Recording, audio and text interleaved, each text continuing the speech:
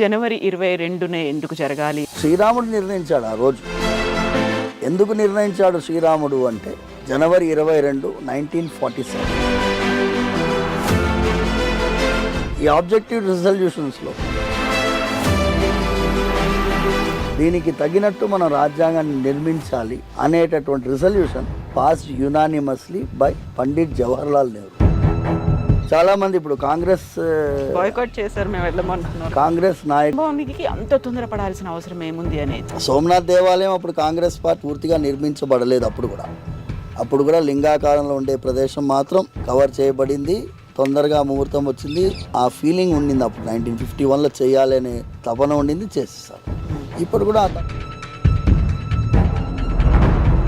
So అలాంటి ఒక ధర్మాన్ని మళ్ళీ పునశ్చ స్థాపించడం కోసమే. నమస్తే, నేను Kavitha. Welcome to iDream news. జనవరి 22 అయోధ్యలో భవ్య దివ్య రామ మందిరంలో రామ్ లల్లా ప్రాణ ప్రతిష్ఠ జరగబోతోంది. 100 ఏళ్ల నిరీక్షణ తర్వాత అయోధ్యలో బాలరాముడు రామ మందిరంలో వేంచేయబోతున్నారు. ఇప్పుడు దేశం అంతా అందరూ ఎదురు చూస్తున్నటువంటి అంశం ఇదే. దీంతో పాటుగా రామరాజ్యం గురించి కూడా మాట్లాడుకుంటున్నాం. అసలు జనవరి 22నే ఎందుకని ప్రాణ ప్రతిష్ఠ జరుగుతోంది, వీటి గురించి మనం మాట్లాడుకోబోతున్నాం. ప్రస్తుతం మనతో పాటుగా ఉన్నారు రంగరాజన్ గారు, చిలుకూరు ఆలయ అర్చకులు అండ్ అడ్వకేట్ కూడా. రంగరాజన్ గారు నమస్కారం అండి. జై శ్రీరామ్. జై శ్రీరామ్. ఇప్పుడు మనం జనవరి 22నే ఎందుకు జరగాలి అనేటువంటి ఒక మాట వినిపిస్తోంది. 3 అంతస్తులో మందిర నిర్మాణం అనుకుంటే ప్రారంభానికి అంత తొందరపడాల్సిన అవసరం ఏముంది అనేది, రామరాజ్యం గురించి, రాముడి గురించి ఇంత తొందర అవసరమా, ఇంత చర్చ అవసరమా అనేది మీరేమంటారు? ఆపదాం అపహర్తారం దాతారం సర్వసంపదాం లోకాభిరామం శ్రీరామం భూయో భూయో నమామ్యాం. ఆపదలని పోగొట్టేటటువంటి వారు ఆ శ్రీరామచంద్రమూర్తి. అన్ని విధములైన సంపదల్ని ప్రసాదించేటటువంటి వారు కూడా శ్రీరామచంద్రమూర్తి. శ్రీరాముల వారికి అంత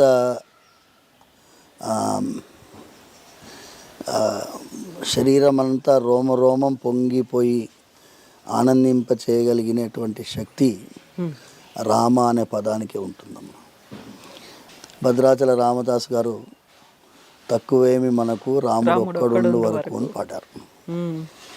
పురంధరదాస్ గారు రామనామ పాయసకే కృష్ణనామ చక్కరే విఠలనామ తుప్ప అని అద్భుతమైన కీర్తన పాడారు. దాస సాహిత్యంలో ఇవన్నీ కూడా ముఖ్యమైనటువంటి కీర్తనలు. త్యాగరాజస్వామి బంటురీతి కొలువు ఇయ్యవయ్య రామ అని పాడారు. అంటే రాముల వారికి సంబంధించి అందరూ తమ తమ బాణిలో పాడారు. అన్నమయ్య పురుషోత్తముడు ఇతడు అని పాట పాడారు. శ్రీరాముల వారిని 500 సంవత్సరాలుగా ఈ దేశంలో అయోధ్యలో అవతరించినటువంటి వారు శ్రీరామచంద్రమూర్తి. ఈ అయోధ్యలో అవతరించడానికి కారణమే వాల్మీకి రామాయణంలో వర్ణించబడింది స్పష్టంగా. 3,000,000 దేవతలు వెళ్ళి ఆ శ్రీరాముల వారి యొక్క అవతారం కోసం విష్ణుమూర్తిని ప్రార్థిస్తున్నారు. విష్ణుమూర్తి దగ్గర శరణు కోరుతున్నారు. రామాయణమే శరణాగతి శాస్త్రం. శరణు కోరి రావణాసురుడి బారి నుంచి మమ్మల్ని రక్షించండి, అధర్మం భయంకరంగా ఉంది, మా యజ్ఞయాగాదులు జరగడం లేదు,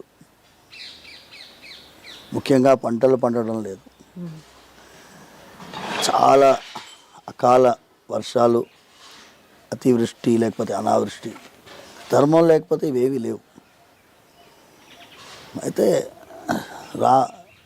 శ్రీమన్నారాయణుడు దశరథుడి యొక్క ఇంట్లో నేను అవతరిస్తాను అని వాగ్దానం చేశాడు. ఆ వాగ్దాన ఫలితమే మనకి పుత్రకామేష్టి యాగం, తర్వాత మనకి శ్రీరాముల వారి అవతారం అయోధ్యలో జరిగింది. కొన్ని వేల సంవత్సరాలుగా అయోధ్యలో ఒక అద్భుతమైన రామ మందిరం ఉండింది. దాన్ని కూల్చబడ్డది. కూల్చబడిన తర్వాత మన పూర్వీకులు ఎన్నో యుద్ధాలు చేశారు. గురు గోవింద్ సింగ్ కూడా యుద్ధం చేశారు. అక్కడ మళ్ళీ పునశ్చ మందిర నిర్మాణం జరగాలని యుద్ధం చేశారు. ఛత్రపతి శివాజీ మహారాజు కూడా ప్రయత్నం చేశారు, కానీ జరగలేదు. ఇప్పుడు శ్రీరాముల వారికి సుప్రీంకోర్టు తీర్పు వచ్చింది. శ్రీరాముల వారు చూడండి, he has followed the constitution of this country. తన యొక్క ఆలయ నిర్మాణానికి జాగా సుప్రీంకోర్టు తీర్పు ఆధారంగా తీసుకున్నారు. తీసుకుని అక్కడ మందిర నిర్మాణం ప్రారంభమై గర్భాలయము చుట్టూ మీరు చూస్తే లెవెల్ 1 లెవెల్ 2 అని ఉన్నది. అద్భుతంగా జరుగుతుంది నిర్మాణం. ఇప్పుడు మీరు అడిగినది ముఖ్యమైన ప్రశ్నకి ఇంత ఉపోద్ఘాతం ఎందుకు ఇస్తున్నాను అంటే, జనాలకి ఆ ఫీలింగ్ రావాలమ్మ. ఎంత నిరీక్షణ ఫలితం.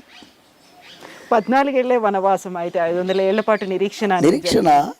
ఇక నిర్మాణం జరుగుతున్నది, ఎంత తొందరగా ప్రవేశిస్తే అంత మంచిది అనేటటువంటి భావన ప్రతి ఒక్కరి మనసులో వచ్చింది. ఇప్పుడు మందిరం ఆదరాబాదరగా నిర్మిస్తున్నారు, లేకపోతే గర్భగుడి పూర్తిగా కాలేదు, ప్రాకారాలు రెడీ కాలేదు, అంత లోపల ఎందుకు ప్రతిష్ట క్వశ్చన్ వస్తుంది. ఇప్పుడు మీరు అడిగిన ప్రశ్నలోనే సమాధానం ఉంది.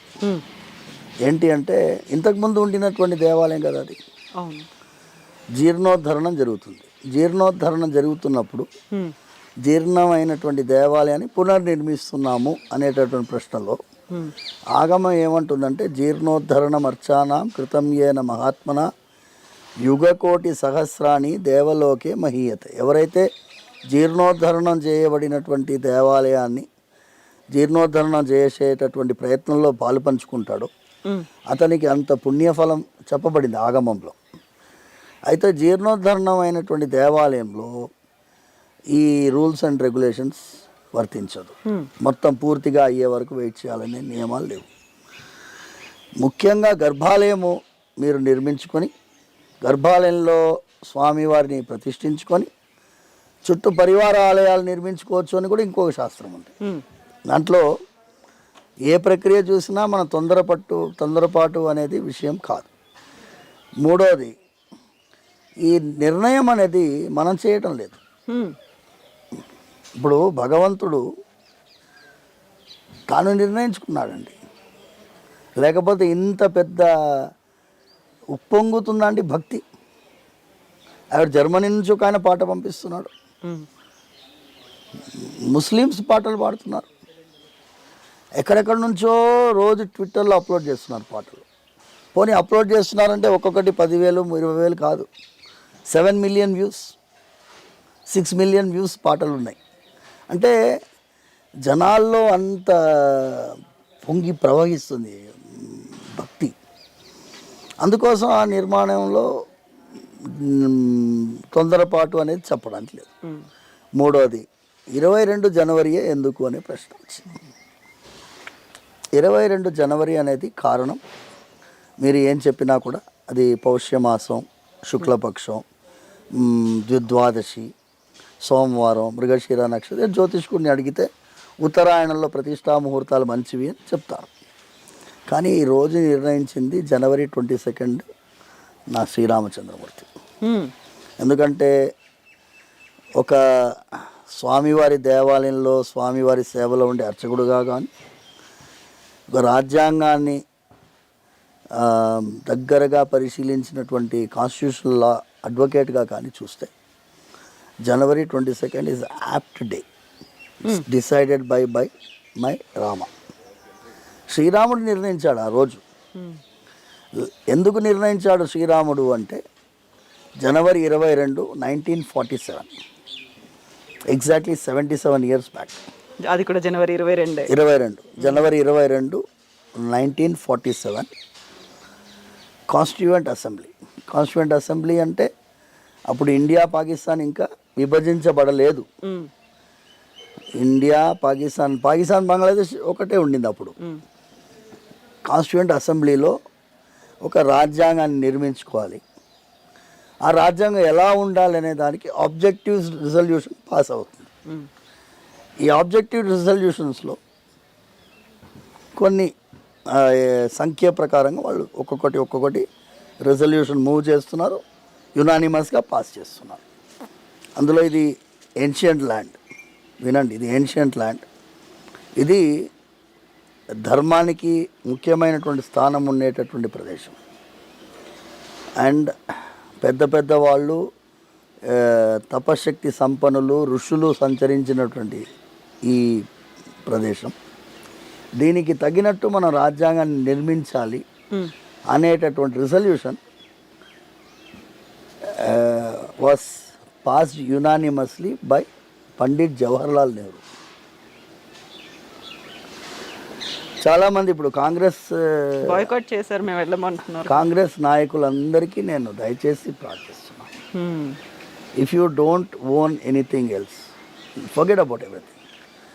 Pandit Jawaharlal Nehru is the first prime minister of this country. మొట్టమొదటి ప్రధాని కదా. కాంగ్రెస్ వాళ్ళు నేనేమంటున్నానంటే, ఈ ఆబ్జెక్టివ్ రిజల్యూషన్ దీన్ని మీరు కోట్ చేసుకోండి మీ స్పీచెస్లో. ఎంత ఆలోచించి ఆ రిజల్యూషన్ పాస్ అయింది. రెండవది, డాక్టర్ రాధాకృష్ణన్ గారు ఇంకా ఎక్స్ప్లెయిన్ చేస్తున్నారు ఏన్షియంట్ ల్యాండ్ గురించి. చాలా విశదీకరించి నేను చెప్పినటువంటి ఆబ్జెక్టివ్ రిజల్యూషన్ని ఫుల్గా ఎక్స్ప్లెయిన్ చేసుకుంటూ, ఇలాంటి ఒక రాజ్యాంగాన్ని మనం నిర్మిస్తే భావితరాలకి ఇటు freedom of worship, equality, Liberty ఇవన్నీ కూడా అందులో పంచుకునేటట్టు ఉండాలి అని చేస్తున్నారు. అది అయిపోయిందమ్మా. మళ్ళీ జూలైలో 18th జూలై పార్టీషన్ కౌన్సిల్, అప్పుడు పాకిస్తాన్కి ఒక కౌన్సిల్, ఇండియాకు ఒక కౌన్సిల్. అప్పుడు మళ్ళీ ఫ్రీడమ్ ఆఫ్ వర్షిప్ అక్కడ అగైన్ కోట్ చేస్తున్నారు. ఈ freedom of worship like they want to worship అనే వర్డింగ్స్ ఉన్నాయి. అక్కడ ఒక మాట వచ్చింది, మౌంట్ బ్యాటన్ గారు ఉన్నారు, ఆయన ఏమంటున్నారంటే, ఇక్కడ మైనారిటీస్ ఆర్ ముస్లిమ్స్, అక్కడ మైనారిటీస్ ఆర్ హిందూస్. పాకిస్తాన్లో వాళ్ళకి వీళ్ళకి ఎటువంటి భేదభావం రాకుండా మీ రాజ్యాంగం నిర్ణయించుకోవాలి అని అంటున్నారు. ఇక్కడ అయిపోయింది, పార్టీషన్ కౌన్సిల్ ఏర్పాటు అయిపోయింది, విభజన అయిపోయింది. విభజన అయిపోయిన తర్వాత వాళ్ళకి సెపరేట్ కాన్స్టిట్యూయెంట్ అసెంబ్లీ ఉంది పాకిస్తాన్ వాళ్ళకి. వాళ్ళు ఫస్ట్ మీటింగ్లోనే వెనకాలకి వెళ్ళిపోయారు వాళ్ళు ఇచ్చిన మాటకి. మనము ఇక్కడ చూడండి ఎంత ఫ్రీడమ్ ఆఫ్ వర్షిప్ ఉంది. ఏం చెప్పినా కూడా అమ్మా, Islam they can freely practise profess, Christianity they can freely practise profess. ఏ మతమైనా కూడా ఇక్కడ స్వతంత్రంగా వారు వాళ్ళ మతాన్ని అవలంబించవచ్చు అనేటటువంటి విధానం ఇది రామరాజ్యం వల్లనే సాధ్యం. రామరాజ్యమే బేసిక్. ఇప్పుడు ఒక ఆయన నాస్తికుడు పుస్తకం రాశాడు, Ram Rajya means equality, freedom of thought, worship, everything అని రాశాడు నాస్తికుడు. ఆ బుక్ తమిళనాడులో రిలీజ్ అయింది. ఆ బుక్ ఇప్పుడు నాకు ఆ పేరు గుర్తు రావట్లేదు, కానీ that is a book which is released. ఇంకా ఎంతోమంది రామరాజ్యం గురించి డిక్లేర్ చేసుకుంటూ వచ్చారు. సో అలాంటి రామరాజ్యము జనవరి 22 నాడు ఆయన అక్కడ ప్రాణప్రతిష్ఠ జరపాలని సంకల్పించి 1950 రాజ్యాంగం ఏర్పాటైన తర్వాత అందులో ఏమేం పెట్టాలి అని డిస్కస్ చేసినప్పుడు part 3 of the constitution article 12 to 35 అందులో శ్రీరాముడు, లక్ష్మణుడు, సీతమ్మ పుష్పక విమానంలో అయోధ్యకి తిరిగి వస్తున్నటువంటి పిక్చర్ అందులో ఉంది. లంక నుంచి అంటే అర్థం ఏంటి? ఇట్ ఈస్ ఎగ్జాక్ట్లీ రామరాజ్యం. ఇప్పుడు ఆ ప్రతిష్ట జరిగినటువంటి శ్రీరాముడు, లక్ష్మణుడు, సీతమ్మ తల్లిని ఏమైంది అంటే, మనం రాజ్యాంగం ఏర్పాటైన తర్వాత మూల సూత్రాల్ని మర్చిపోయాం, బేసిక్ స్ట్రక్చర్ మర్చిపోయినాం. మర్చిపోయితే సుప్రీంకోర్టు గుర్తు చేసింది, మీ బేసిక్ స్ట్రక్చర్ ఇదయ్యా, మీరు బేసిక్ స్ట్రక్చర్ని మార్చడానికి లేదు, లిబర్టీ, థాట్, ఎక్స్ప్రెషన్ అన్నీ మీ ప్రియాంబుల్లో ఉండేది బేసిక్ స్ట్రక్చర్ అనేది. So parliament cannot pass any law which will abrogate your freedom. Freedom part 3ని మీరు అప్గ్రేడ్ చేయకూడదు. బేసిక్ స్ట్రక్చర్ అదే కదా. నేనేమంటున్నా అంటే limit for law making basic structure అది, లిమిట్ ఫర్ ఇంటర్ప్రిటేషన్ కూడా బేసిక్ స్ట్రక్చర్ ఉంది. అది ధర్మ, అది రామ రాజ్యం. అది ఇవాళ జనవరి 22వ తారీఖు నాడు పునశ్చ శ్రీరాముడు ఇంటర్ప్రిటేటివ్ ఫ్రీడమ్ కూడా సుప్రీంకోర్టుకి ఇంత ఫ్రీడమ్ విచ్చలవిడిగా ఇంటర్ప్రిట్ చేస్తున్నారు, ఇష్టం వచ్చినట్టు ఇంటర్ప్రిట్ చేస్తున్నారు, చాలా పొరపాటు చేస్తున్నారు. ఎంత వర్స్ట్ ఇంటర్ప్రిటేషన్ అంటే ఈ దేశంలో దైవానికి రాజ్యాధికారము, రాజ్యాంగబద్ధమైన అధికారమే లేదు అని ఎలాగైనా ఇంటర్ప్రిట్ చేస్తారమ్మా. ఈ దేశానికి రాజు రాముడు. పార్ట్ 3లో రామరాజ్యం ఫోటో పెట్టారు. మరి రాముల వారి ఉంది కదా స్వామి ఆ ఫోటో అనేది పార్ట్ 3లో కాన్స్టిట్యూషన్ పార్ట్ 3లో ఉంది, కానీ అది ఒరిజినల్ కాన్స్టిట్యూషన్ కదా. వీళ్ళ చేతిలో ఉండేది అవి ఉండవు కదా. వీళ్ళు ఉట్టి నంబరు వర్డింగ్స్ చూస్తారు. They should be shown, every advocate, every judge should be shown the original 1950 edition of the constitution. ఒక బెంగాలీ చిత్రకారుడు వేశాడు గీత. ఆ చిత్రకారుడు బెనర్జీనో పేరు, ఆయన పూర్తి పేరు గుర్తు రావట్లేదు. ఆయన వేసినటువంటి చిత్రాలు ఇవన్నీ.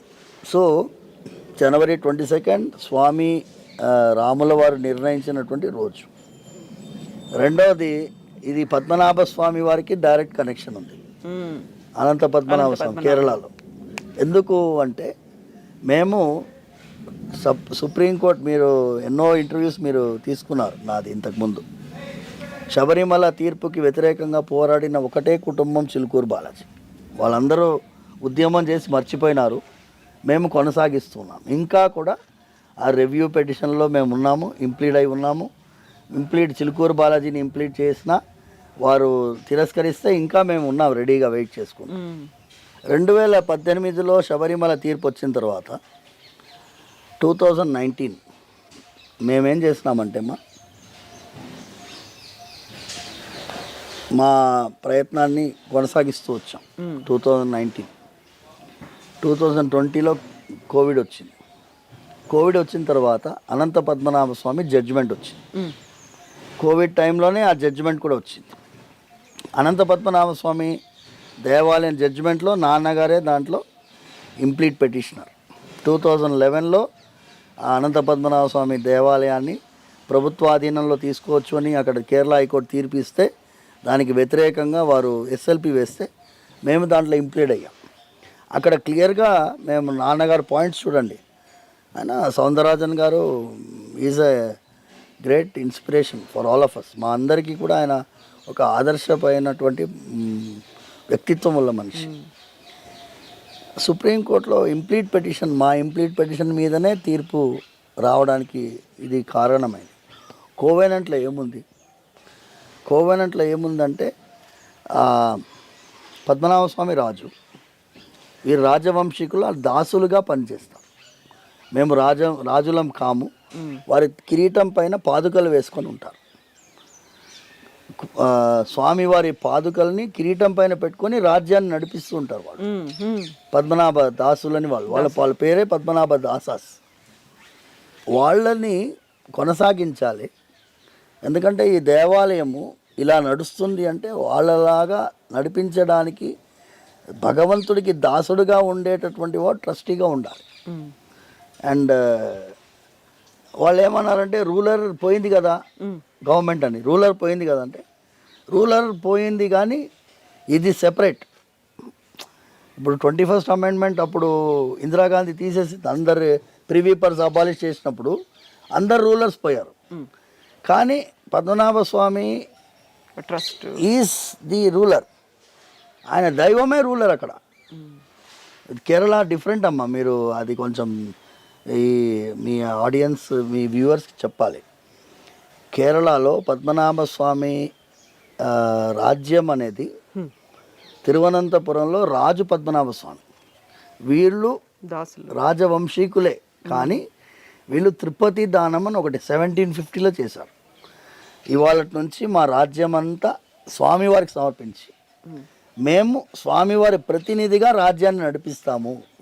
తిరుపతి దానం అంటారు దాన్ని. ఆ తిరుపతి దానం ప్రకారం వాళ్ళు రాజ్యాన్ని నడిపిస్తున్నారు. సో వాళ్ళు ఏమైందంటే అన్ని రాజ్యాలు విలీనమయ్యాయి భారతదేశంలో. ఈ రాజ్యం విలీనం అయ్యేటప్పుడు సర్దార్ పటేల్ గారు వెళ్ళాల్సి వచ్చింది. దీనిలో బిపి మెనన్ గారు బాగా రాస్తారు. సర్దార్ పటేల్ గారు వెళ్ళాల్సి వస్తే వీళ్ళు స్పష్టంగా ఒక మాట అన్నారు, మేము మా రాజ్యాన్ని విలీనం చేయకూడదు అని స్వామి స్వప్నంలో మాకు చెప్పాడు. సర్దార్ పటేల్ గారు అన్నారు, మీ రాజ్యాన్ని భారతదేశంలో కలపాలని నాకు స్వామి స్వప్నంలో కల్పించారు. చమత్కారంగా అవుతారు. మీకేం ప్రాబ్లం అడిగితే మాకు ఒక కాన్స్టిట్యూషన్ ఉంది కేరళలో. వాళ్ళ కాన్స్టిట్యూషన్ ఏంటి అంటే సెక్యులర్ పార్ట్ అంటే విద్య, వైద్యం అవన్నీ కూడా కౌన్సిల్ ఆఫ్ మినిస్టర్స్ చేతిలో ఉంటుంది.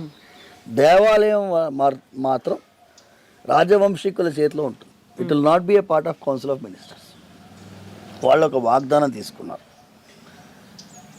దేవాలయం కూడా సెక్యులర్ మినిస్టర్స్ చేతిలో వెళ్లకుండా మీరు వాగ్దానం చేసి అలాంటి మా కాన్స్టిట్యూషన్ని మీరు కనుక రాజ్యాంగంలో ఇన్కార్పొరేట్ చేస్తే మేము విలీనం చేస్తాము. It was a part of the agreement. అందుకే ఆర్టికల్ 26 వచ్చింది. ఆర్టికల్ 26లో ఫ్రీడమ్ ఆఫ్ అడ్మినిస్ట్రేషన్ క్లియర్గా ఉంది. Each denomination, every denomination will have ABCD. అందులో అంబేద్కర్ గారు డి మాత్రం property will be as per law అని ఉంది. That's okay. మీరు భూమి ఉంటుంది, ల్యాండ్ ఉంటుంది, అది కూడా యాజ్ పర్ లా అంటే దానికి కొంచెం క్లారిఫికేషన్స్ జాగ్రత్త పడ్డారు. So article 26 is based on the Travancore constitution. మేము అదే సుప్రీంకోర్టులో అనంత పద్మనాభం జడ్జిమెంట్ వచ్చిన తర్వాత మేము Sabarimala deity does not have fundamental rights అన్నారు కదా, మరి you declare Padmanabha Swamy as a ruler. The moment you notify him as a ruler, మేము అందరు డైటీస్ని రూలర్ కింద మేము డిక్లేర్ చేసుకుంటాము. ఆయనకు కూడా he will have a denominational rights అని చెప్పి అలా ఆ విధంగా మేము ప్రయత్నం చేశాం. అక్కడ రామ్నాథ్ కోవింద్ గారు, మేము ఎందుకు అంటే ఆయన షెడ్యూల్ క్యాస్ట్ కమ్యూనిటీ, ఆయన he was very much touched by our representation. He referred it to the council of ministers, union గవర్నమెంట్కి రెఫర్ చేశాం. It is an article 363 dispute.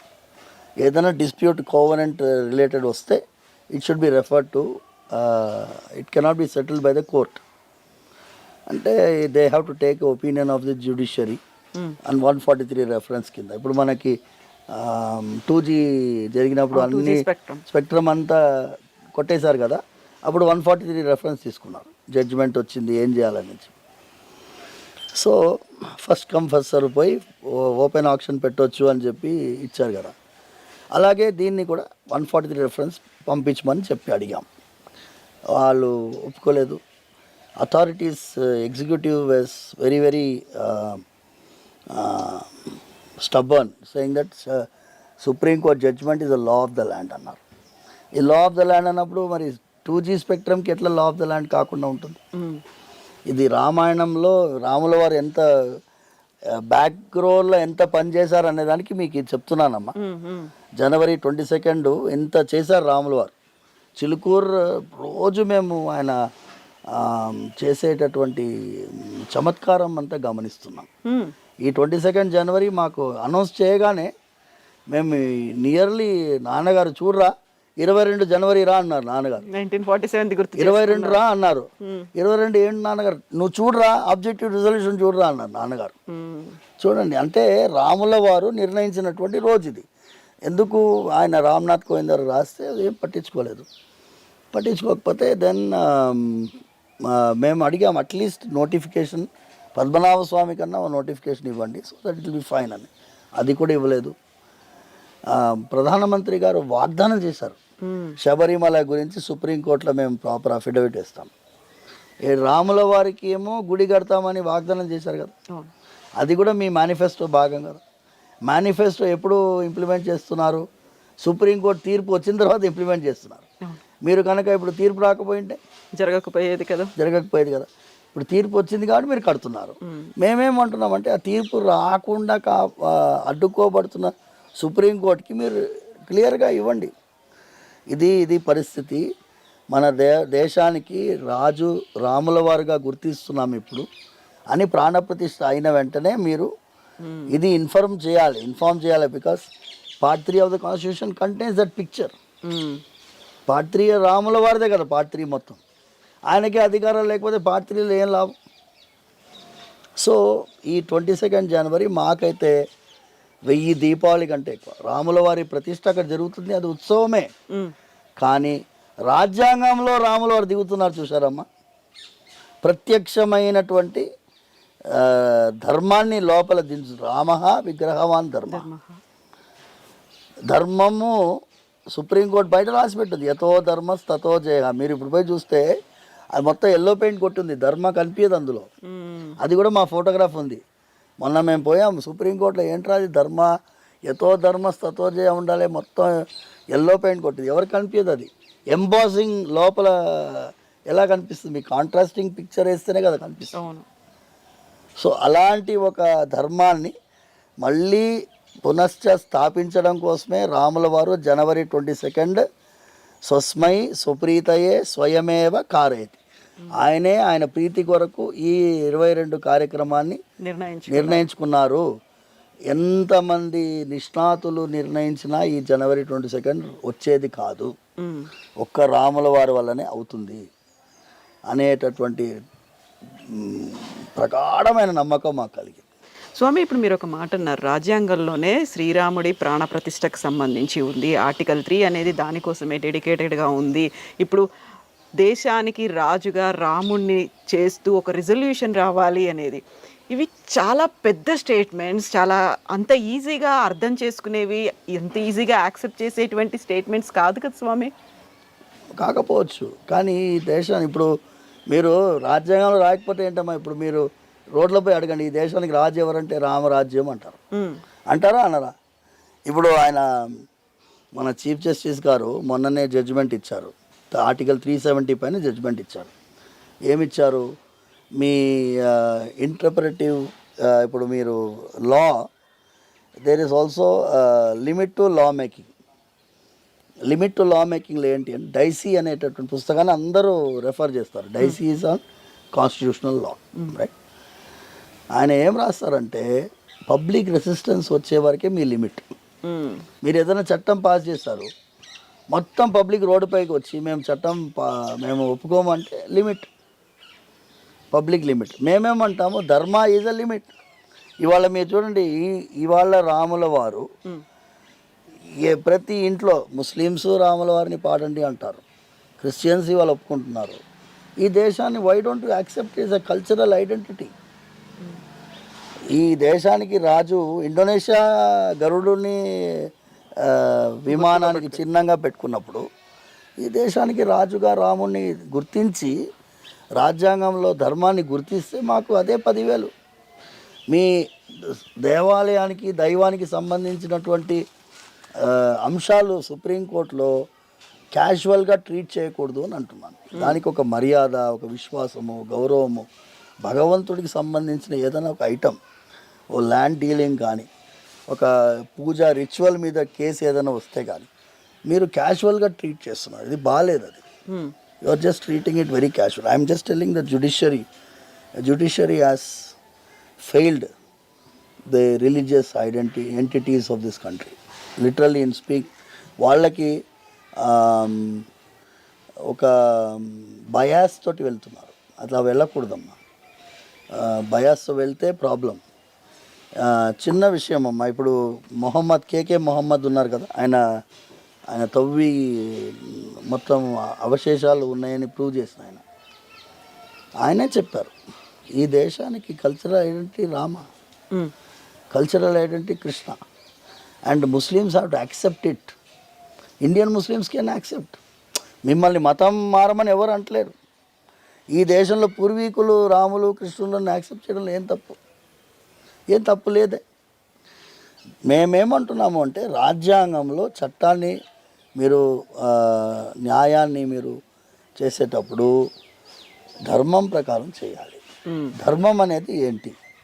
ధర్మం అనేది ఏంటి అంటే మీకు క్లియర్గా ఈక్వాలిటీ ఇవన్నీ ధర్మంలోనే భాగం. ధర్మంలోనే భాగం. మీరు ధర్మాన్ని ఆచరించాలి. సత్యము, న్యాయము, ధర్మము మూల సూత్రాలు కదా మీకు. మీరు ఎందుకు ప్రమాణం చేయమంటారు? భగవద్గీత మీద చేయబెట్టి ప్రమాణం ఎందుకు చేయమంటారు? వాడు ఒక్కసారి భగవద్గీత మీద చేయి పెట్టాడంటే వాడు నిజాయితీగా ఉంటాడు అనేటటువంటి ఒక నమ్మకం జ్యుడిషియరీలో ఉంది కదమ్మా. అలాగే ధర్మాన్ని ప్రకారం నడుస్తాం. మీరు న్యాయ వ్యవస్థ లేకపోయినా, పోలీస్ వ్యవస్థ లేకపోయినా నిజాయితీగా 99% ఈ దేశంలో ఉంటున్నారంటే ధర్మం వల్ల ఉంటున్నారు. భార్య దగ్గర నిజాయితీగా 99% ఉంటున్నాను. 99.8% కూడా చెప్పుకోవచ్చు. కొంతమంది ఉండొచ్చు అటు ఇటు వాళ్ళు. బట్ ధర్మము ఆయన క్లియర్గా మెన్షన్ చేస్తారమ్మా. రాధాకృష్ణన్ గారు అంటున్నారు, ఈ దేశానికి పోలీస్ వ్యవస్థ ఎంతమందిని పెడతారు? ఎంతమంది పెడతారు? You cannot. కానీ ధర్మం ప్రకారం నడుస్తుంది కాబట్టి మీరు మేనేజ్ చేయగలుగుతున్నారు. ధర్మం ప్రకారం నడుస్తుంది కాబట్టి వాడు లైన్ ఫాలో అవుతున్నాడు. అందుకోసం it is purely on dharma. This country runs on dharma. You have to accept it. It may be constitution, may be a doctrine, a law, fine. రాముల వారిని అందులో ప్రతిష్ఠించి విగ్రహవాన్ ధర్మ, రాముల వారి ద్వారా రామరాజ్యము, రామరాజ్యం ద్వారా ధర్మరాజ్యం. ఈ దేశంలో ధర్మమే రాజ్యం వేలాలని మనస్ఫూర్తిగా మేము ప్రార్థిస్తున్నాం. అయితే స్వామి, ఇప్పుడు మనం రామరాజ్యం గురించి, ధర్మరాజ్యం గురించి మాట్లాడుకుంటున్నప్పుడు అసలు రాముడికి మన చరిత్రకి ఉన్నటువంటి సంబంధం ఏమిటి? రాముడిని మనం అంతలా ఎందుకు కొలవాలి? అసలు పురాణాల్లో రాముడు అనేవాడు ఉన్నాడు, దానికి చరిత్రకి ఏం సంబంధం ఉంది? అంతలా ఫైట్ చేయాల్సినటువంటి అవసరం ఏముంది? ఇంత పెద్ద మూమెంట్ తీసుకొచ్చి ఇంత సెంటిమెంట్లను తీసుకురావాల్సినటువంటి అవసరం ఏముంది అనేది కూడా ఉంది. సరేనమ్మా. ఇప్పుడు మీ ఇంట్లో చిన్న విషయం, చిన్న పిల్లకి, పాపకి లాలీ పాడేటప్పుడు ఏం పాడతారు? రాముల వారిదే కదా పాడేది. వటపత్ర సాయికి వరహాలాలీలో రాములకు పాడతాం. ఓకేనా? జో అచ్యుతానంద జో జో ముకుంద పాడతాం. రాముల వారిని, సీతమ్మ తల్లి వివాహాన్ని, సీతా కళ్యాణమే వైభోగమే పాడతారు పెళ్ళిలో. అవును. పిల్లవాడు పుట్టాలంటే ఎలాంటి పిల్లవాడు పుట్టాలి? రాముడు లాంటి పిల్లవాడు పుట్టాలని అంటారు కదా. భార్య సీతమ్మ తల్లి రాముల వారి నడుమ ఎవరెవరో ఏమేమో రాసినా కూడా ఎలాంటి భర్త నీకు కావాలి అంటే రాముల వారి లాంటి భర్త కావాలని అమ్మాయి కోరుకుంటున్నా. Rama is a part of our life. ఎప్పుడో జీవించి వెళ్ళిపోయాడు అనడానికి లేదమ్మా. ఇప్పుడు మనం మళ్ళా కానీ ఇండోనేషియా వెళ్ళి చూడండి. ఇండోనేషియా వెళ్ళి చూస్తే రాముల వారి యొక్క రామాయణాన్ని వాళ్ళు ఎంత ప్రేమతోటి ప్రదర్శిస్తారంటే మనమంతా వేస్ట్. నేను ఇదే మళ్ళీ పద్మనాభ స్వామి వారి వంశీకుడు చిత్ర తిరునాళ మహారాజా భావయామి రఘురామం పాట మీరు అందరికీ అలవాటే. పద్మనాభ స్వామి దేవాలయంలో మొదటి పూజ రాముల వారికి జరుగుతుంది. ఎంతమంది తెలుసు? ఇక్కడ ఫస్ట్ అక్కడ రాముల వారి గుడి ఉంది, లోపల నరసింహస్వామిది ఉంది, పద్మనాభ స్వామిది ఉంది. ఫస్ట్ పూజ రాముల వారికి జరుగుతుంది. మంగళారతి రాముల వారికి అయిన తర్వాతనే పద్మనాభ స్వామి. ఆయన రాస్తాడు లాస్ట్లో, విలసిత పట్టాభిషేకం భీష్మపాలం పద్మనాభం లాస్ట్లో రాస్తారు. బాబయామి రఘురామం రామాయణం మొత్తం చెప్తారు. విలసిత పట్టాభిషేకం భీష్మపాలం పద్మనాభం అంటే పద్మనాభ స్వామి రాముడుగా భావిస్తారు. సరే, వెంకటేశ్వర స్వామి సుప్రభాతం ఎలా ప్రారంభమవుతుంది? కౌసల్య సుప్రజారామ పూర్వా సంధ్యా ప్రవర్తతే ఉత్తిష్ట నరశార్థూల కర్తవ్యం దైవమాన్నికం ఉత్తిష్టోత్తిష్ట గోవింద ఉత్తిష్ట గరుడధ్వజ ఉత్తిష్ట కమలాకాంత త్రైలోక్యం మంగళం కురు. వెంకటేశ్వర స్వామి లేవయ్యా, ముల్లోకాలకి మంగళం చేయవయ్యా అని రెండవ వరుసలో పాడుతూ, మొదటి వరుసలో విశ్వామిత్రుడు బాలకాండంలో శ్రీరాముల వారిని మేల్కొల్పుతూ పాడినటువంటి శ్లోకాన్ని వెంకటేశ్వర స్వామి సుప్రభాతంలో మనం పాడుతున్నాం. ఇప్పుడు అక్షతలమ్మ పోని అక్షతలు వచ్చాయి. ఎంత పోటీ పడ్డారమ్మా అక్షతలకి. గ్రామాల్లో వెళ్ళాయి, పోటీ పడ్డారు. మాకు రెండన్నా ఇవ్వండి పంతులు గారు, ఇప్పుడు ఇవాళనే అందరికీ పనిచేసామమ్మా. రెండు కూడా లేవా అని బతిమలాడుతున్నారు అక్షతలు. అసలు ఇది విజయాక్షతలు. అయోధ్య నుంచి ఆ ప్రాణప్రతిష్ఠ కంటే ముందు వాళ్ళు ఒక కార్యక్రమం చేసి అక్షతలు అందరికీ పంచారు. ఎందుకంటే దేశం నలుమూలల ఇన్వాల్వ్మెంట్ ఉండాలని చెప్పి. ఓకేనమ్మా. ఇప్పుడు రెండు అంశాలు ఉన్నాయి. ఒకటి ఎలక్షన్. అవును, ఎలక్షన్ ఎజెండా రాముడు అయ్యాడా అని. ఎలక్షన్ ఈజ్ ఆల్సో ఫెస్టివల్ కదా. అవును. శ్రీరాముల వారిని దేశం నలుమూలల రాముల వారి అక్షతలు వెళ్ళాలని ప్రయత్నం చేశారు. మీరు మెటీరియలిస్టిక్గా భావిస్తే ఆధార్ కార్డుకి ఇంత పరిగెడతారా? Unless it is link to Aadhaar card ఉంటేనే మీకు ఉద్యోగం, ఆధార్ కార్డు ఉంటేనే. ఇక్కడ ఎందుకమ్మా ఆ అక్షతలు ఏమొస్తాయి మీకు? Because we're spiritual human beings మా. We're very very spiritual. ఈ దేశంలో ఉండే గొప్పతనమే అది మా.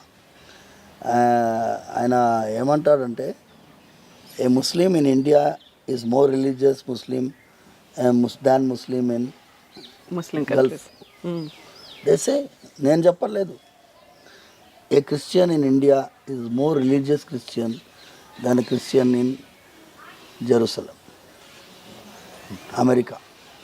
వాళ్ళు ఇంత లోపల నుంచి ఆ ఫీలింగ్ తోటి రిలీజియన్ పాటిస్తారు. అందుకోసము ఈ దేశంలోనే అది ఆధ్యాత్మికమైన చింతన అనేది చాలా ముడిపడి ఉందాం, మన జీవితంలో ముడిపడి ఉంది. అందుకోసం రాముల వారికి ఇంత ఎందుకండి అంటే, ఇంతకంటే ఇంకెక్కువ చేయాలండి అని చెయ్యాలండి అని మేమందరం కోరుకుంటాం. కానీ ఆనందం కలుగుతుంది. ఇంతనన్నా చేస్తున్నారు వీళ్ళు. కొంత అక్కడక్కడ వాడవాడల రామాలయాల్లో ఎల్లుండి ప్రాణప్రతిష్ఠ కార్యక్రమం అప్పుడు కోలాటం వేస్తున్నారు, కళ్యాణాలు చేస్తున్నారు, అన్నదానాలు చేస్తున్నారు. ఎవరు అడగలేదు వాళ్ళని. పోటీపడి చేస్తున్నారమ్మా, పోటీపడి చేస్తున్నారు. శ్రీరామనవమి కన్నా ఒక ఏడాదికి ఒకసారి వచ్చే, నేను అన్నాను 1000 దీపాలకి సమానం ఇది అన్నాను. మొన్న ఒక ఆయన, నేను స్పీచ్లో చెప్పుకుంటూ పటాకులు కూడా కాల్చండి ఆ పిల్లలకి అని చెప్పాను. ఏదేం పంతులు గారు మళ్ళీ పొల్యూషన్ వస్తారంటే, ఏమొస్తుంది? ఏడాది మొత్తం డీజిల్ కార్ నడిపిస్తారు కదా, ఏడాది మొత్తం పెట్రోల్ కార్ నడిపిస్తారు కదా. పటాకులు పిల్లలకి ఏం ఇన్వాల్వ్మెంట్ ఉంటుంది? వాళ్ళు పటాకులు కాల్చే రాముల వారిని అక్కడ ప్రతిష్ఠించారంటారా, మనకు పటాకులు కాల్చడానికి దొరికింది, వాడు మాట్లాడుకుంటూ వాడు కాల్చడు. So you are involving a toddler to a grandparent into this great event which is happening in Ayodhya. అయోధ్యలో జరిగేటటువంటి ప్రాణప్రతిష్ఠ ఇది 2వ అవతారం అంటాము మేము. గురువు గారితో మాట్లాడుతున్నప్పుడు మొదటి అవతారం ఏమో శ్రీరాముల వారు మనం వెళ్ళి ప్రార్థిస్తే నారాయణుడు, శ్రీమన్నారాయణుడు నేను భూలోకానికి అవతరిస్తానని మాటిచ్చారు. 2వ అవతారం అర్చామూర్తిగా స్వామివారు అయోధ్యలో. ఇప్పుడు భద్రాచలంలో మన సారంగపాణి దేవాలయంలో, కోదండరామస్వామి దేవాలయంలో అంతా అది జన్మస్థానం కాదు. అయోధ్య అనేది ఆయన అవతార స్థానం. రామ్లల్లా విరాజ్మాన్, ఆ భూమికి ఆ ఏరియాకే ఇక్కడ అవతరించాడు అనేటటువంటి ఆ పులకించిపోయేటటువంటి ఆ భూమిదేవికి ఉండేటటువంటి ఆ ప్రదేశానికి సుప్రీంకోర్టు తీర్పులోనే ఉంది. ఇది బికాస్ రామ్లల్లా విరాజ్మాన్ ఈ ఏరియా, పవిత్రమైనటువంటి ఈ ప్రాంగణం, ఈ ప్రదేశం, ఇక్కడే రాముల వారి గుడి కట్టాలి. ఇంతకంటే ఏం గొప్పది ఉంటుందమ్మా సెలబ్రేషన్కి? ఇంకేముంటుంది చెప్పండి. స్వామి, ఇక్కడ మనం మీరు ఇంతకుముందు మాట చెప్తూ ఎన్నికలు సెలబ్రేషన్స్ కనుక్కున్నప్పుడు ఒక సంబరం, ఎన్నికల సంబరం, దీంట్లో ఎన్నికలకి ఒక రాముడు అనేవాడు ఒక ఎజెండా అయిపోయాడు అనే ఒక మాట పదే వినిపిస్తుంది. ఇప్పుడు మళ్ళీ ఎలక్షన్స్ 2 నెలల్లో రాబోతున్నాయి కాబట్టి ఇప్పుడు ఆదరాబాదరాగా పెట్టుకున్నటువంటి ముహూర్తం, ఇంత హంగామా చేస్తూ ముహూర్తం పెట్టుకున్నారు. గతంలో కూడా రామయాత్రలు జరిగాయి, రథయాత్రలు జరిగాయి, జ్యోతి యాత్రలు జరిగాయి, ఇవన్నీ జరిగాయి. బట్ ఇప్పుడు మాత్రం మందిరాన్ని మళ్ళీ ఒక ఎజెండాగా ఎన్నికల కోసం వెళ్తున్నారు అనే మాట. నేను రాజకీయంలో లేను కదమ్మా, బట్ నేను ఒకటి చెప్తాను తల్లి. శ్రీరాముల వారిని మనం వాడుకోలేమమ్మా, ఆయనే మనల్ని వాడుకుంటున్నారు. ఆయన తన చర్చ జరగాలని కోరుకుంటున్నాడు. లేకపోతే ఎప్పుడూ రాముడు గురించి మాట్లాడని వాళ్ళందరూ మాట్లాడుతున్నారు. శ్రీరాముడు వాళ్ళ అజెండాలోనే లేరు, చాలామంది అజెండాలో లేరు. తమిళనాడులో ఎన్నో సంవత్సరాల తర్వాత ఒక ఆయన రాముల వారి గురించి మాట్లాడుతున్నారు. అవన్నీ మనకి అవసరం లేదు. కానీ ఈ శ్రీరాముల వారి మందిర నిర్మాణంలో అది ఇలా లేదు, ఇది ఇలా లేదు, అది అలా ఉంటే బాగుండేది, ఇలా ఉంటే బాగుండేది అన్నటువంటి వాళ్ళు, నేను సూటిగా ఒక ప్రశ్న అడుగుతాను. ఎందుకు మన మెజారిటీ కమ్యూనిటీ యొక్క ఫీలింగ్స్ తోటి ఎందుకంత హార్ష్గా మీరు ఉంటారు? మీ రాజకీయం ఏదో మీరు చూసుకోండి. రాముల వారిని ఎందుకు లాగుతారు? ఇటువైపు వాళ్ళైనా అటువైపు వాళ్ళైనా మందిరం నిర్మించాలని కోరిక అందరిది కదా, కేవలం బీజేపీ వాళ్ళది కాదు కదమ్మా. కేవలం బీజేపీ వాళ్ళ కోరిక ఉంటే మీరు 42% వాళ్ళ ఎలక్షన్లో వాళ్ళు గెలుస్తారు, 30 మిగతా 58%కి రాముల వారి గురించి ఇష్టం లేదని చెప్తారా? చెప్పం. ఎంత చేసినా కూడా ఎలక్షన్లో ఎంత పర్సెంటేజ్ ఓటు వస్తుంది బీజేపీకి? 100కి 100% వస్తుందా? రాదు. 80% అయినా వస్తుందా? రాదు. మీరు ఎంత చేసినా కూడా దెల్ బి ఓట్ స్వింగ్. మీరు సెఫాలజీ నేను చూస్తాను, వాళ్ళ ఓట్ స్వింగ్ 2%, 3% ఓట్ స్వింగ్ ఉండొచ్చు. కానీ ఈ వాతావరణం రాముల వారు నేను జనవరి 22 ఆయన నిర్ణయించినారు అనే దాని మీదనే మళ్ళీ పోతాను. ఆయన ఎలక్షన్ కోసం నిర్ణయించలేదు, ఆయన కారణం వేరు. ఆయన రాజ్యాంగంలో దిగాలి, మీకు గుర్తు చేయాలి. మీరు ఏ వాగ్దానం చేసి రాజ్యాంగం తయారు చేశారో గుర్తు చేయాలి. మీరు రామరాజ్యం స్థాపిస్తామని చెప్పి వాగ్దానం తీసుకొని మీరు రామరాజ్యం మర్చిపోయినారే. గాంధీజీ ఎలా పోయారమ్మా? ఇస్ దేశ్ మే రామరాజ్ హోనాకి నయ్యి అని అడిగారు. అలాంటి రామరాజ్యం స్థాపిస్తామని మీరు పోయి పార్టీషన్ తర్వాత జరిగింది. Partition was unfortunate incident. Partition వచ్చింది స్వాతంత్ర ఉద్యమం వల్ల. They wanted to get out of this place. బయటికి వెళ్ళాలనుకున్నారు వాళ్ళు, పొలిటిక్స్ వాడారు. అసలు జిన్నా గారు, లియాఖత్ అలీ ఖాన్ ఇద్దరు కనుక 2 ఏళ్ళే ఉంటారని తెలుసుకుంటే మనం ఇంకొక 5 ఏళ్ళు వెయిట్ చేసి తీసుకునేవాళ్ళం. It will be a united India. It not have been partitioned as Pakistan, Bangladesh and India. మనకు తెలీదు. కానీ ఆ రాముల వారి యొక్క విషయంలో నేనేమంటానంటే, ఇప్పుడు ధనుష్కోటిలో రాముల వారి గుడి ఉంది, మోడీ గారు వెళ్తున్నారు, ఓ పిల్గ్రిమేజ్ కదమ్మా. నేను రామేశ్వరంలో ధనుష్కోడిలో ఏం జరిగింది అనేది ఎంతమంది తెలుసు? దానివల్ల రాముల వారు రప్పించుకుంటున్నారని అనుకోవచ్చు కదా. శ్రీరంగము, నేను ఏమంటానంటే, నిన్న శ్రీరంగం అర్చక స్వామితో మాట్లాడాను. మోడీ గారు వచ్చినప్పుడు, ప్రధానమంత్రి గారు వచ్చినప్పుడు ఈ మునివాహన ఉత్సవం ఇక్కడే జరిగిందని చెప్పండి అయ్యా, ఎందుకంటే ఆయన తెలియదు. శ్రీరంగంలో ఫస్ట్ జరిగింది 2700 సంవత్సరాల ముందు.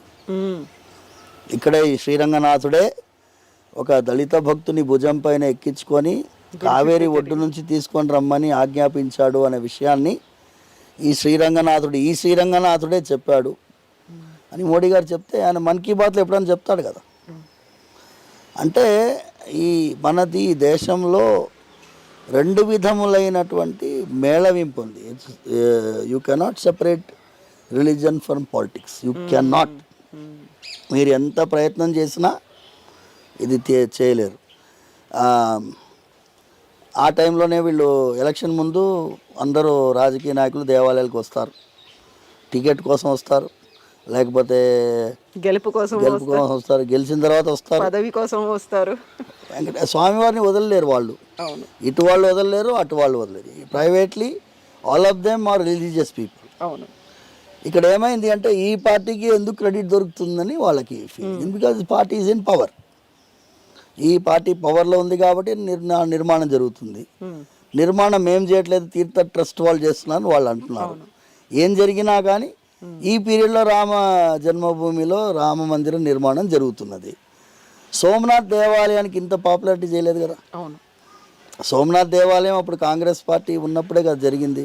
మీరెందుకు తీసుకుపోలేదు? క్వశ్చన్ ప్రజలు అడుగుతున్నారు. మేము సోమనాథ్ దేవాలయాన్ని పునర్నిర్మించాము అని వాళ్ళు చెప్పలేదు. ఎందుకంటే వాళ్ళు ఏమన్నారు, ఇది చారిత్రాత్మకమైన తప్పిదాన్ని సరి చేసినామని వదిలేస్తున్నారు. అప్పటికి సర్దార్ పటేల్ గారు అప్పుడు ఉండినారు, రాజేంద్ర ప్రసాద్ గారు ప్రెసిడెంట్ అప్పుడు ఉండినారు.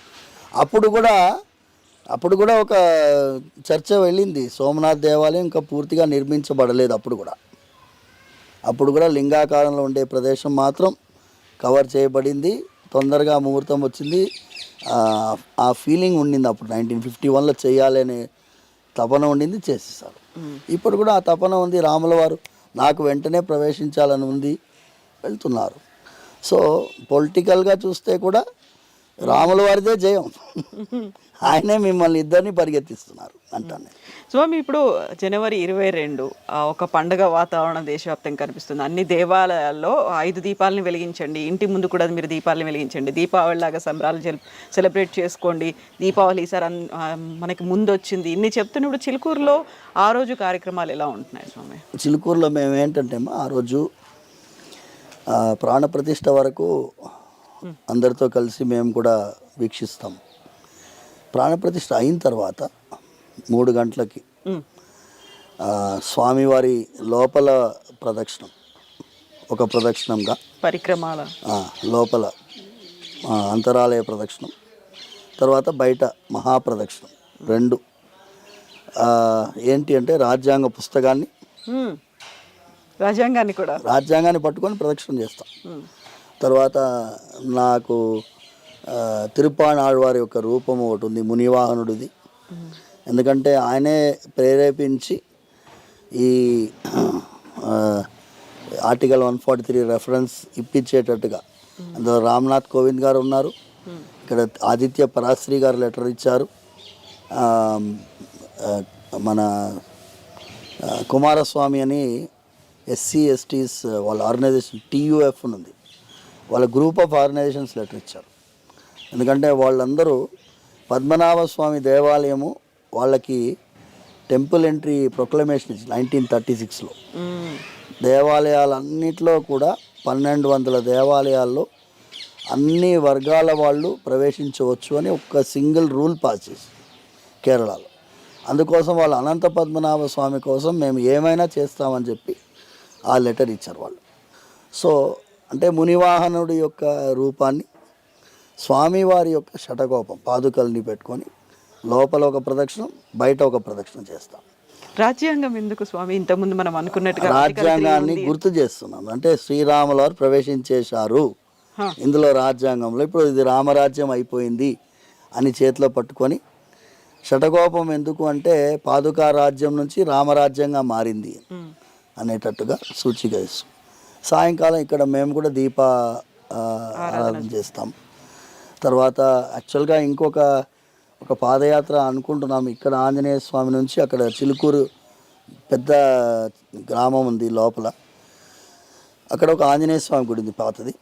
అక్కడ వరకు రాజ్యాంగ పుస్తకంతో ఆ మునివాహనుడితో వెళ్ళాలి. షటకోపం అంత దూరం వెళ్ళడానికి లేదు, పరిధి ఉంటుంది కాబట్టి షటకోపం ఇక్కడ వరకే స్వామివారి దగ్గర పెట్టేసేసి మళ్ళీ అక్కడి వరకు వెళ్దామని, వాయిద్యాలతో వెళ్దామని ప్రయత్నము. ఏమైంది అంటే మేము ఇంకా బ్రహ్మాండంగా చేయాలనుకున్నాము. కోలాటము, కోలాట బృందాలన్నీ అక్కడక్కడ వాళ్ళు బుక్ అయిపోయాయి. వాళ్ళ ఇళ్ళ దగ్గర వాళ్ళు ఆడుకుంటున్నారు. స్వామి మేము ఇంకో రోజు పెట్టుకోండి మేము వస్తామంటున్నారు, కానీ నేను 22 పెట్టాలమ్మా, ఇంకో రోజు పెట్టడానికి లేదు. సో వీలైనంత వరకు మనం కూడా చేద్దామని ప్రయత్నంలో ఉన్నాం. రాజ్యాంగం అనగానే మళ్ళీ ఇక్కడ అదే మాట వస్తుంది.